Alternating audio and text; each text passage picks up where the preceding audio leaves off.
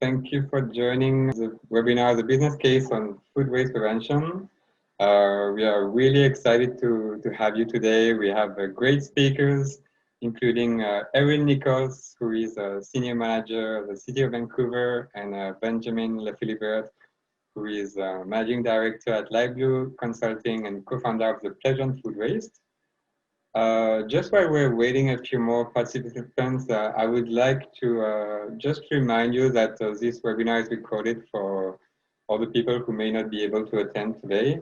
So feel free to turn off the video if you don't feel like being recorded. Apart from this, so I would like to start quickly with a small quiz, just while we're waiting for a few more people to join.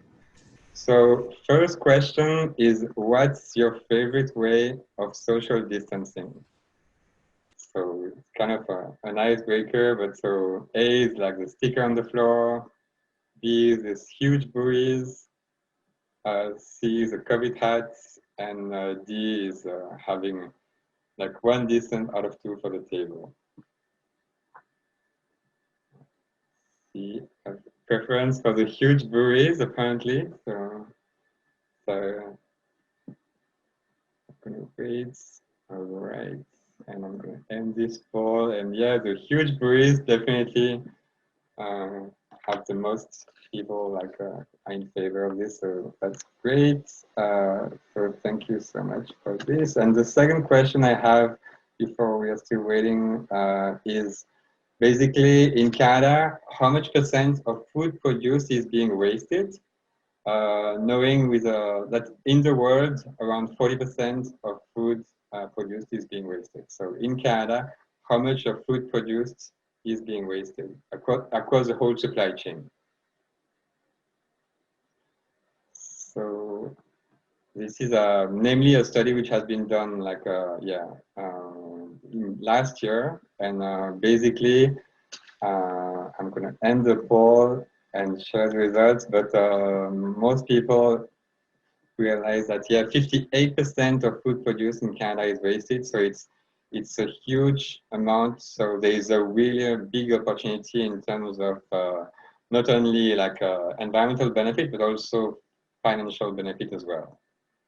And last question before we start our webinar is, for an average food service business in BC, how much does it represent in the cost of wasted food, knowing that profits is on average 5% of revenues. So the food waste, how much of revenues does it represent for an average business in BC?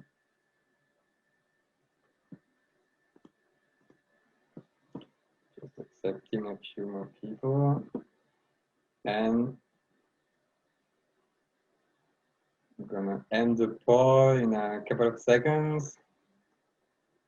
So most people in the webinar today think that it's the same amount of profits, but actually it's more than profits, because 7% of revenues is actually wasted foods on average in British Columbia. So it's a huge, it has a huge impact on the bottom line of businesses, and we're gonna talk more about this a bit later during this webinar. So. Thank you so much again for joining. So this webinar is organized by Rethink2gether. We are a sustainability consulting company based in Vancouver with an expertise in food waste prevention, with Ben, myself, and Laura, my business partner, who is also part of this webinar. And our client. Hello, everyone. And our clients are the food service industry, consumers, and governance. And so we focus on food waste prevention. That's for our core expertise, but we also support like feeding people and all recycling ways to deal with food waste. And last but not least, just our mission is really to help and inspire food businesses, consumers, and decision makers to see that food is too valuable to waste, supporting them to make wiser choices. So now it's time to start a great webinar. So thanks again to Erin Nichols from the City of Vancouver, and Benjamin Lefilibert, who is based in Thailand, So it's very early for him, and thank you so much for joining here our webinar. And so first we're gonna just quickly introduce like why we should work, why we should work on waste. And just before we start doing this, I would like to basically know a bit more about yourself, people who are joining you. So I have 3 quick questions. So where are you joining? Where are you based right now? Are you in British Columbia, in Canada, or in other countries? What's the best way to define yourself? Are you working in food and hospitality? Are you working for governments, or are you a consumer fighting food waste? And how has the pandemic impacted the amount of food you're wasting? Do you have less food waste than before? It didn't have any change, or do you have more food waste than before? So I'm gonna just leave everyone the chance to finalize the survey.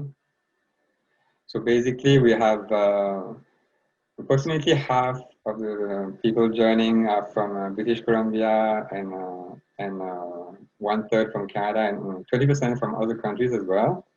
50% are food and hospitality professional, a quarter from government, and a quarter from consumers. And the pandemic has impacted less food waste in general, like that's the majority of the answers.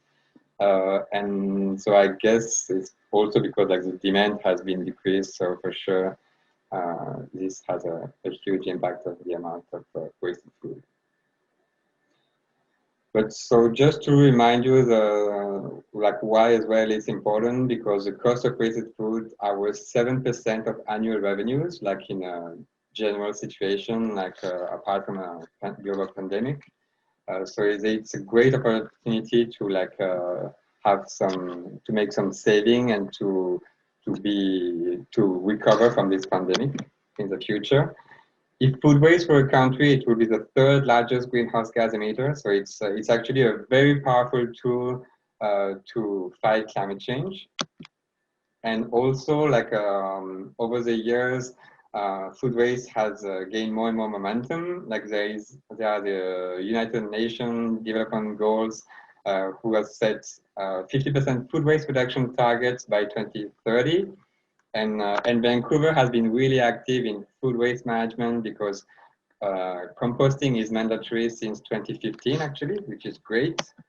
And since then, a lot of businesses have started to measure food waste, to set some food waste targets, and to implement some food waste reduction program, realizing that it's really important and it's really affecting the bottom line. So it's a great way to have a positive impact, not only on economic, social, and environmental aspects.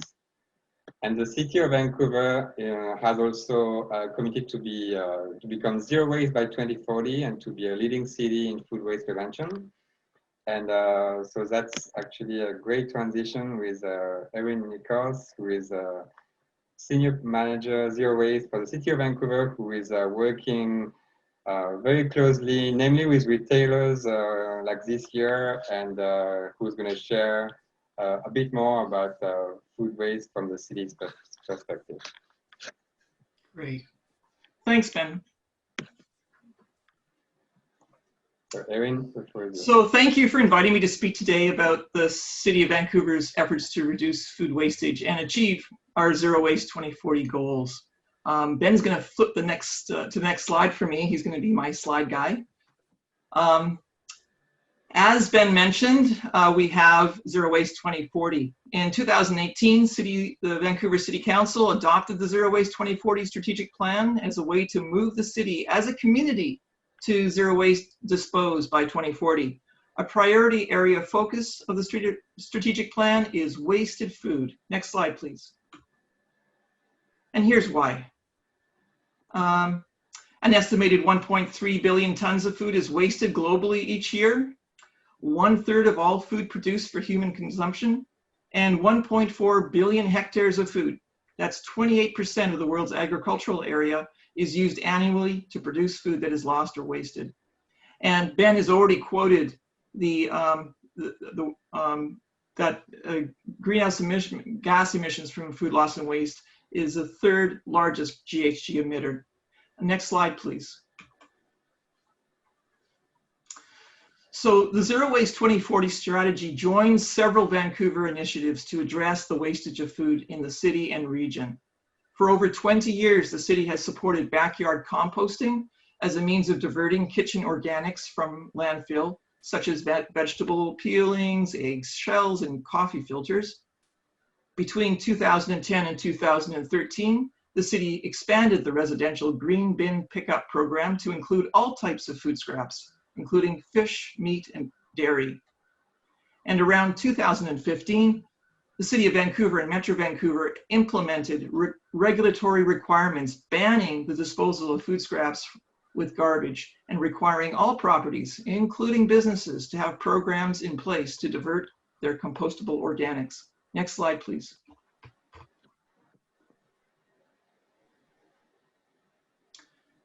To further understand where food is being wasted and in what quantities along the supply chain in Canada, let's look at data from the Avoidable Crisis of Food Waste. Of the 35.5 million metric tons of food that is wasted in Canada annually, 32%, or 11.2 million metric tons, is avoidable. That is enough food to feed everyone in Canada for almost 5 months. Next slide, please. The portion of food loss and waste that is unavoidable and avoidable is different by sector. In production, as a percentage of overall wasted food in Canada, 22% is considered unavoidable and 2% avoidable. Next slide, please. While for Canadian hotels, restaurants, and institutions, it is nearly even, with 8% considered unavoidable and 7% avoidable. Next slide, please. So what is the current knowledge about avoidable food loss and waste in Vancouver? Studies show that while Vancouver is doing a great job of not throwing wasted food in the garbage, still about 66% of the food and food scraps that are disposed to garbage or green bins in our homes and businesses is actually avoidable food waste. And that's based on 2016 numbers. So actions to address wasted food are guided by the food recovery hierarchy, which many of you are probably familiar with. Composting is just one step better than landfill on the hierarchy. And composting alone won't get us to zero waste. There's more that we can all do.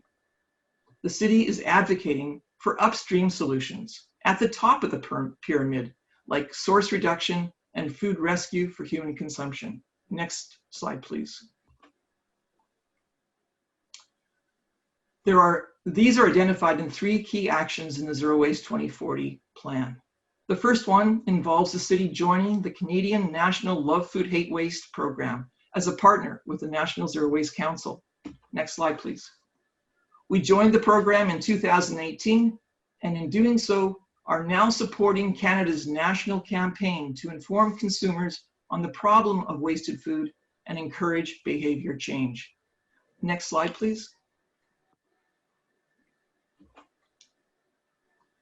The second key area of zero food waste actions in Vancouver's Zero Waste 2040 plan is to improve food rescue and redistribution systems. Next slide, please. The city's work with grocery stores, which Ben mentioned, began in September 2019 and has contributed to food recovery efforts in the city. 9 grocery store brands completed 4 sessions. The activities included facilitating conversations about food waste prevention, food rescue, and other food waste interventions, encouraging grocers to identify, design, and test prototype solutions to change business practices that generate wasted food. Through this process, the city learned that food recovery and measuring the food that is donated contributed to understanding the scale and source of surpluses, and are steps towards source reduction and prevention. Next slide, please. The third key area is to become a leading city in food waste prevention. Next slide, please.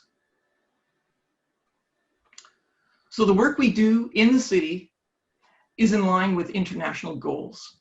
The Sustainable Development Goal 12.3, which has already been mentioned, has set the pace for food waste reduction on a global basis. Next slide, please. Vancouver is a participant in the Pacific Coast Collaborative, which spans the length of Cascadia. And for those who are not familiar with Cascadia, that's the province of British Columbia, the state of Washington, the state of Oregon, and the state of California. And in 2016, the Pacific Coast Collaborative jurisdictions committed to reduce carbon emissions by preventing and recovering wasted food. So next slide, please. Vancouver is also a member of the International C40 Cities Initiative. And in 2018, 23 pioneering cities and regions, including Vancouver, committed to significantly cut the amount of waste they generate, accelerating them on the path towards zero waste. Next slide, please. The landscape of food loss and waste in Canada is dynamic. Here is an overview of some of the stakeholders in this space that we are connected to and who are connected to each other. The city can't reduce food wastage on its own. It's largely up to the broader community, including the ICI sector. That's industry, commercial, and institutions. We're here to support, help guide the way, and leverage new opportunities. Next slide, please. How do you see your business contributing? Oh no, backwards, please. Back. How do you see your business contributing? What actions do you already take to achieve zero waste in your own operations? Next slide, please. So, Vancouver has a circular future. As I've said, recycling, composting, and prevention are all important steps to addressing food waste. We're expanding our focus to include upstream initiatives to reduce waste and ensure materials remain in circulation. We're also looking at options for recovering and beneficially utilizing materials that are still being thrown away. The city, in collaboration with the Vancouver Economic Commission, is developing an RFP to research Vancouver's food system and to map our way to a circular economy of food. Next slide, please. So I look forward to hearing your questions and comments, and I believe that, that someone like Laura or Ben are going to be facilitating those questions. Yes, if you have any question, you can add that in the chat, please, and we will read that. And if you have any question, like we can have some room for like 2 or 3 questions, and but if you we'll have a round of questions at the end as well. So thank you so much, Erin, for this great insight and for this great vision of being really a zero waste city by 2040 and being a leading city in food waste prevention. That's really exciting to have this very ambitious vision, and it's something that all of us we are really we think it's a great step forward in the right direction. So thank you so much, Erin, for sharing this thoughts. You're very welcome, Ben, and thank you for putting on this webinar. Yeah, with pleasure. So now, if there is no like burning question, we're gonna have a session at the end for additional questions. If there is no one right now, feel free to put any of your questions in the chat as well. Like Laura is gonna record all your questions, and we're gonna answer all of them as well. I see there's someone, but otherwise, I think Benjamin, we can I can pass it to you. Sure. Thank you, Ben. Let me share my screen then. Oh, I just have a, so maybe like a question just in the meantime while you're sharing your screen. So I see a comment, amazing data collection and action has been taken by the city of Vancouver. Still, I am very shocked on how much food has been wasted in eco-friendly known Vancouver City. Do you have any specific plan or action this year or next year to decrease the amount of food waste, like promoting like a certification, like I think that the pledge on food waste. And another question is, I have a question about the unavoidable food waste as a consumer. What constitutes the unavoidable food waste for each sector? What constitutes the avoidable food waste? So maybe Erin, you want to take this? Okay, so I guess I'll take the first question first. Thoughts for the future. We are actually in the midst of sort of crafting what will happen in 2021. I'd be able to answer that question if the pandemic hadn't hit. As many of us were pulled off. I was actually working for the Emergency Operations Center, looking at the food supply chain and what was happening within the food supply chain due to the pandemic.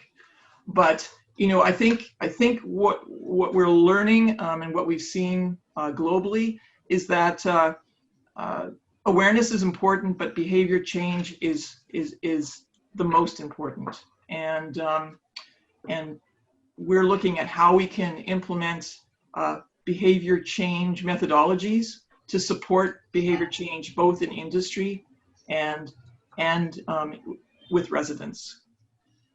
And as far as the question about the difference between avoidable and unavoidable food waste, and also address food loss. Food loss happens upstream at the farm and processing levels and manufacturing. But as soon as it gets into our distribution network that feeds our restaurants and our grocery stores, that becomes food waste. So they made a distinction between food loss and waste when they developed guidelines to address these issues. As far as avoidable or unavoidable, in our own homes, I guess the best thing to say would be, eggshells and well-used tea bags and coffee grounds, apple cores are examples of food scraps that would be considered unavoidable. Now, I don't know if you've watched other people eating apples, but some people go right down to the very core and others just eat the majority of the middle and then discard that. So even the definition of avoidable or unavoidable is quite subjective. But the city is very focused on the avoidable portion. And those are the leftovers that are abandoned in the refrigerator and are thrown out, composted. Those are the canned goods that people feel insecure about eating when they're past the best before date, and so they're discarded. And those kinds of foods that were intended and are in good enough shape to actually eat. And I always find it hard to talk about it as food waste, because who wants to eat food waste? What it really is, it's food wastage, the act of wasting food that we're needing to address. So I hope that helps to clarify and answer those questions. Thank you so much, Erin, and we're going to have some more time later on for more questions. So Benjamin, it's your turn. Okay, thank you very much. Thank you, Erin, as well. Laure, good to see you back as well. It's been a little while. So thank you very much for hosting me today. So just to give a bit of perspective, so I'm the founder of Light Blue. I started Light Blue in 2012. We have been working almost exclusively on the topic of food waste prevention in the hospitality sector since we started Light Blue. So far we've been running something around 45 projects on food waste prevention in 5 different countries. We estimate that we help to rescue, to save, or to avoid around 1 million kilos of food from being wasted since 2015. And this is an overview of basically the type of collaborators that we work with, or type of organizations, knowing that some things are interestingly enough, things are happening around education more and more, with universities that want to embed this type of knowledge into existing courses so that the future professionals, specifically from the hospitality sector, could integrate this, fresh from the onset, so they can hit the market with a clear understanding about what is feasible and what should be done in order to nudge the industry in a better direction. I would like as well to share, I think it's important in the context of that discussion, what we have been learning about why such a slow pickup by the hotel industry, the hospitality sector in particular. And this is directly related to three key learnings that we actually got from all those projects. The first one is that hotels and restaurants without a proper comprehensive food waste monitoring system tend to believe that they are wasting 3 to 8 times less than what they're actually sending to the bin. So that means that there is a huge perception gap between the reality of the amount of food being wasted and what they think, their belief. Hence the importance of having a monitoring system in place. The second aspect is about the buffet. This misconception across the industry that buffet waste is the main reason for food waste in the hospitality sector, which is not the case. Once you have comprehensive system, and here I'm looking at hotels, across all the back of house, from everything from receiving to storage, distribution to preparation, portioning, etc. Buffet, whatever remains on the buffet at the end of the shift, only represents 10 to 15% of all the food that is wasted. So it's an important part, but it's clearly not the biggest chunk of the issue. It's just the visible part of the iceberg, and I think this is important to clear this out. And related to what Ben has been sharing, what we have been observing out of all of our projects is that the cost of food waste represents 6 to 14% of revenue. So Ben, you were talking on average about 7%. We have seen firsthand very large hotels, when you calculate the actual cost of food waste, because we have seen like ridiculous amounts, up to a ton and a half, up to 2 tons sometimes per day. Well, this has a massive financial impact. And in our case, we've seen that between 6 to 14% was the cost of food waste compared to revenue. So this was just to share with you a big picture from those 7 years of experience in the sector. But thank you for inviting me, Ben and Law, and in particular to share about the pledge on food waste. So the pledge, interestingly, was some sort of a spin-off from a project that we designed for the Thai government on food waste prevention. It was a program that was designed for hotels and convention centers on minimizing food waste. And initially we had set a whole set of different guidelines on what would be the necessary condition in order to trigger the subsidies from the government. And actually our plan was at the time too ambitious for the government, so decided to water it down and make something much easier. But that was the first step towards creating the pledge. And the pledge on food waste then became a standalone solution that has been designed for restaurants, outlets, canteens and restaurants to cut on food waste, save on costs. And it is as well designed to nurture the ecosystem of food waste solution providers. And that fits very well in the context of our discussion here with Erin and the city of Vancouver. And I will explain why. So implementing the pledge helps to address 4 of the SDGs, 2, 12, 13, and 17, and has been endorsed by a few international organizations, including the International Food Waste Coalition, Friends of Champions 12.3. And as I mentioned, is actually ready to be deployed for restaurants, hotels, and canteens. So how does it work? Basically, it was there are 95 criteria and 7 key pillars.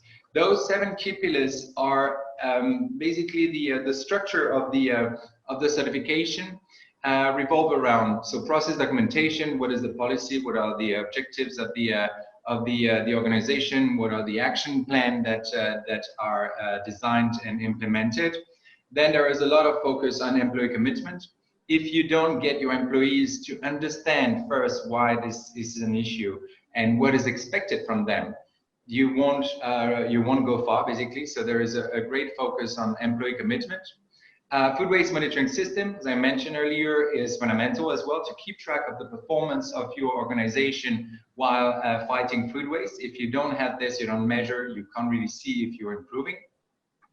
Then there are two separate sets of strict guidelines on what are the practices that should be in place, what are the procedures that should be in place. Again, from the moment the food is purchased to the moment it is received at the back of house, distributed between the different areas, stored, prepared, portioned, served, and then disposed of. So all those steps are kind of structured into or sliced into separate sections, and those criteria are helping to ensure that a minimum of food is lost or wasted at each of those what we call critical food waste generation points, all the way to the consumer. Now, there are two interesting aspects, I think, in the pledge. The first one is we're talking about stakeholders. A fundamental part of the stakeholders in nudging the industry towards more responsible practices are customers. And there are requirements set under the pledge to get customers to engage you as a professional, to engage with customers, but not as finger pointing or blaming. This doesn't work and would hurt your business, actually. More in terms of nudging, influencing, inspiring the diners that are eating at the restaurants or at the hotel in learning about what you are doing. And that's a nice way to kind of influence them in their own behavior. And the last part, which I will cover a bit later, is about post-consumer, because the way the pledge is designed is exactly with the same food waste hierarchy pyramid that was presented earlier, with the preventive part representing 90% of all the requirements set under the pledge. But the rest is about what can you do once you have prevented for your own benefit food waste within your organization. What can you do to actually ensure that food is either redistributed for human consumption, transformed for animal feed, or upcycled / transformed for energy or compost. There are 4 different levels of achievement, from bronze all the way to all-star, depending on how far the organization is actually pushing the boundaries. So minimum requirements is there are 78 criteria, and then there are 17 and a bonus that helps those that really want to push to get a higher score. Everything is online, set on the platform, where you get access to all the criteria, explanation, guidance about expectations from the auditor, and tools, supporting tools that are important as well in tracking the actual implementation. Main benefit, again, clearly financial benefits are here in terms of cost per cover. So between 3 to 5% reduction in cost per cover. So not food cost percentage for the professional of the industry. This is 2 different indicators. So 3 to 5% reduction. Of course, reduction of the environmental footprint, and really a way to showcase that your restaurant, your canteen, or your hotel's outlets is caring and is doing better. Is going the extra mile compared to the competition. Successful pledgers are actually getting access to communication toolbox. This is at the end of the process, because the main part of the effort is to cut on your costs, but then of course to share what you are doing. Has been implemented by some renowned actors. Marriott has been very active. We had recently the Athénée in Bangkok, who received 100% compliance, the first all-star ever with Chef Jacob. So that made quite a bit of noise. We have some Michelin star restaurant that joined, like Bolan, who got certified recently. Let me see if that very 40-second testimonial video is actually working. If it's not, I'm going to skip it and we can share at a later stage. Because, yeah, it seems that it's the slideshow is being temperamental. Example of a case study. This is fine dining restaurants in Denmark that has been implementing. Interestingly, most of the culinary team didn't believe that they could achieve much, because they were all preparing only 2 sets menus, so everything was under control. But at the end, well, they managed to reduce food waste by 7.2 tons over 12 months. Food cost was down by 1.2 points, and reduction of food waste per cover by 45%, representing $35,000 savings over the year, which is always nice to have in our pockets. On the food waste monitoring side, I would like to mention that there is an interesting technology that is embedded and that is offered for those that sign up for the pledge, which is composed of two components: the Android app that is used as a data entry point in the kitchens to qualify waste by professionals, and then all the information are sent to the software to do the data analysis. The Android app, I could have done the demo on my phone, but probably easier here. It is being used to basically say, okay, where are you? You can have multiple recording points if you are a hotel, let's say, but if you're a restaurant, you have your tablet in the kitchen where you enter the shift. Is it lunch or is it dinner? Then you enter your category. Is it spoilage, preparation? If you have buffet, there is buffet or plate waste. And then you will enter what type. So is it meat, seafood, dairy, vegetable, etc. And finally, just the quantity, 2.1 kilo, for instance. You click and the information goes directly to the software, cloud-based, that will give you indication about your current performance. How are you doing on a day-by-day basis compared to your baseline? So the baseline is calculated after 7 days of operation or 1 week or more if you would like. This is something you can define. And then it will give you interesting information, basically key answers to the questions that are left unanswered so far, which are how much, when, where, what, why, and in terms of food waste. How much food is wasted, when, where, if you have several locations, what is going to the bin and why is that so? And then are you improving your performance over the time or not? So in 3 clicks, basically, this is happening. I think Ben will share more information if you're interested as well in this.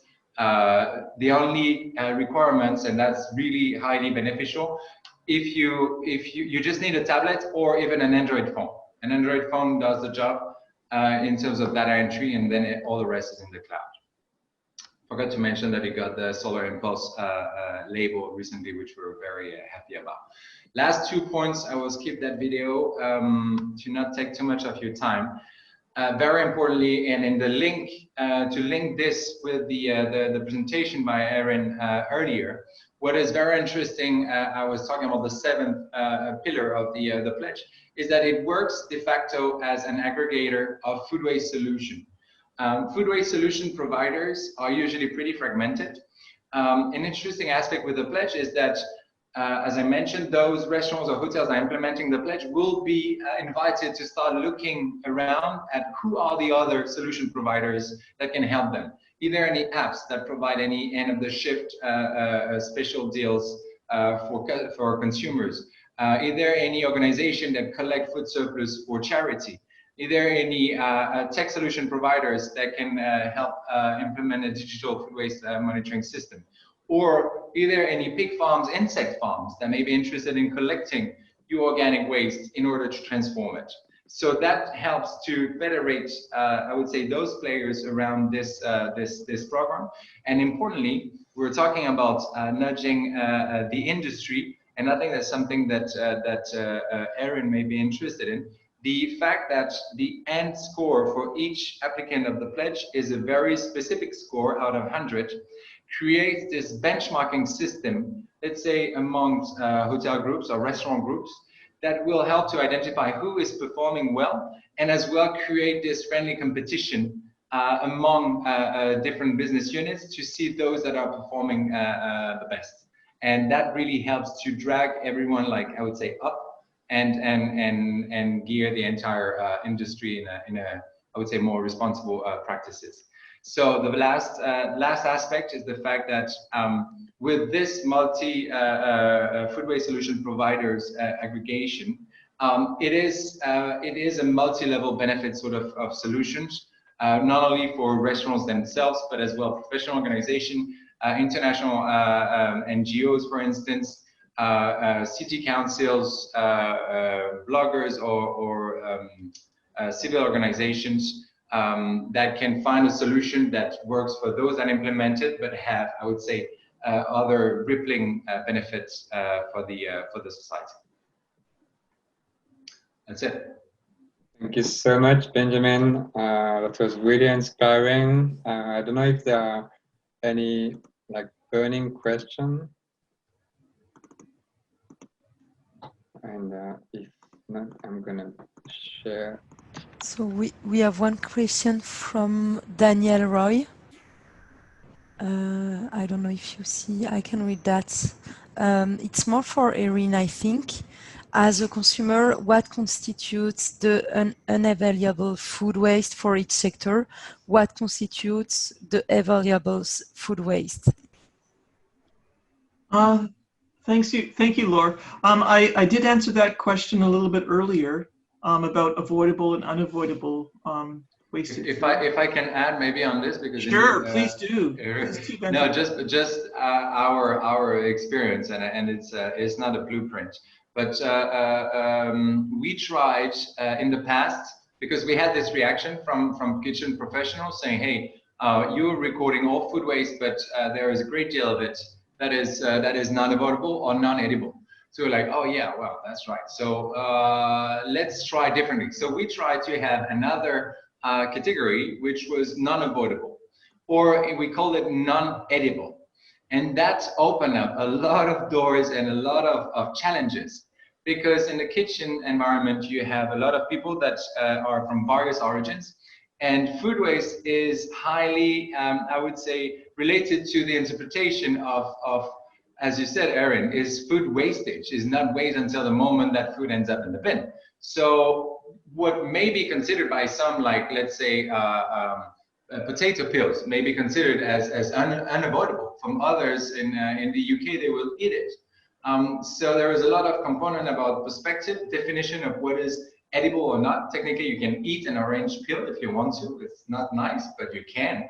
So is it non-edible? No, it is edible. So we decided that's way too complicated and defeat the purpose, the end goal being like understanding the situation and then reducing it as much as possible, while then finding all the right solution down the line. Okay, and we have another question. How do restaurants accommodate the weighing step in terms of both space and staff time constraints? Well, in the situation where they use the tech, basically they use, it's a 5-step, 5 clicks, not even steps.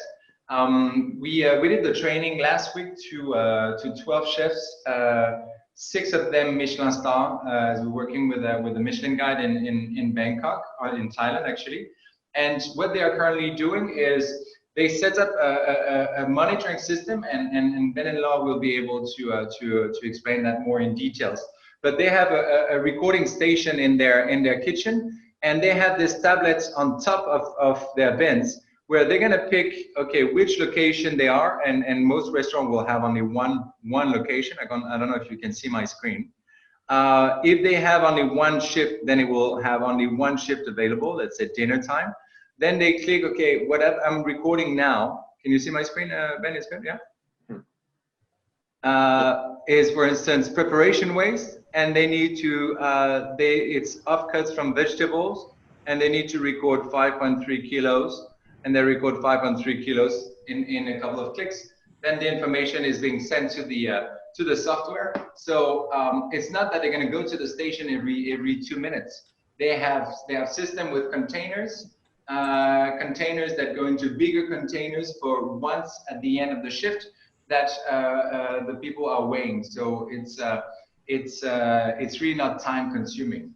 And like anything like hygiene or quality service, it's a habit that must be embedded. It doesn't happen overnight, but it's a must now. I mean, that's where the industry is going. Thank you, Benjamin. Last question, because we just have the time to do last one. What kind of public education is planned to inform consumers of the kind of change in behavior needed to make an impact on this issue? That sounds a little bit like a question for me. Would you think so, Laura? Yeah, I would say that's Erin, yeah. Okay, great. So Love Food, Hate Waste Canada, I mentioned the national campaign. is about raising awareness and changing behavior for residents, consumers. They've been very successful in looking at that. They just completed a survey, actually, and those results were released to the media, I think, last week, about what was happening during COVID, the peak of COVID-19 pandemic. And interestingly, 94% of Canadians see reducing food waste as an important issue and something that they're trying to implement in their own lives. So I think the thing is that a lot of us think about food waste and what we can do, but we still are having challenges implementing that in our lives. And so Love Food Hate Waste Canada has a great website that offers tips, and people can actually contribute their own tips and hacks for leftovers. But it's going to take time, but I think that the big thing is that we need to talk about it. We need to have conversations with our relatives and our friends and our kids and our neighbors to raise awareness and also learn from and also to learn from each other. Thank you so much, Erin and Benjamin. And by the way, yesterday was the world's first International Day of Awareness around food loss and waste. So it's a great link with this awareness topic. Just, I'm going to be very brief on how Rethink2gether can help you. So as I mentioned earlier, Rethink2gether, we're a sustainability consulting company with this expertise in food waste prevention. And so we've been working on different projects around food waste in British Columbia. But what I wanted to point is that I became the first accredited consultant in Canada related to the certification, the Pledge on Food Waste. So it's freshly available in BC, and the community of accredited consultants is growing around the world. If you want to know more, I highly encourage you to go to the website, thepledgeonfoodwaste.org, to know more about the certification. And this app, so just to remind the key benefits, of course, the financial benefits is the main one, but on top of this, there are many additional benefits, including decreasing the turnover rate in an industry where the turnover is pretty high. And the latest studies show that if you have high sustainability ambition, basically you can decrease your payroll by 2%. So you have additional benefits on top of the one that we were mentioned earlier. And if you so basically now you have two options. So food waste is such a big issue. We need to work on it. So either you do it on your own, and I encourage you to go on our website. We have some free solutions, not only for consumers but also for businesses. Or you can hire food waste experts like us or Light Blue who can provide you some support, not only to have a food waste strategy to quantify your food waste, but also to be able to get certified for the Pledge on Food Waste. I would like just to take a moment to remind you that I know it's a challenging time, and COVID is happening all over the world, but cutting your expense is the same as earning money. So this is a crucial point to be able to recover. Thank you so much, everyone, for attending. And we still have a few minutes for some more questions. And if we didn't have the chance to answer your question, please feel free to write us an email with your question. We will answer all of your questions for sure. Ben and Law, thank you very much for the invitation. It's great to have you over there. We hope we can build more bridges between Southeast Asia and Canada. You guys rock. So I hope that people got inspired today, and we'll contact you. Thank you, Benjamin. Erin, thank you very much as well. Yeah. Oh, you're very welcome, and great to hear more about your program and how it was developed. And I've heard a lot about the pledge from Ben and Laura, and so it's great to hear even more. And also, it's great to have Ben and Laura as part of our community now. I think I met them in the early days of their arrival in this city, and they're becoming, you know, very active members of our community, real contributors. So thank you for having moved here and doing the work that you're doing. Thanks, Thank you Erin. so much, everyone. It was a pleasure to share those insights, and don't hesitate to reach out to us again if you want to know more, and we'll be happy to help you. And if you wanna also have our free solution online, don't hesitate to reach out. We have a quiz, we have a toolkit for consumers, so that's free. Everything is available online. Thank you so much, and have a great evening or day, depending on which part of the world you are based on.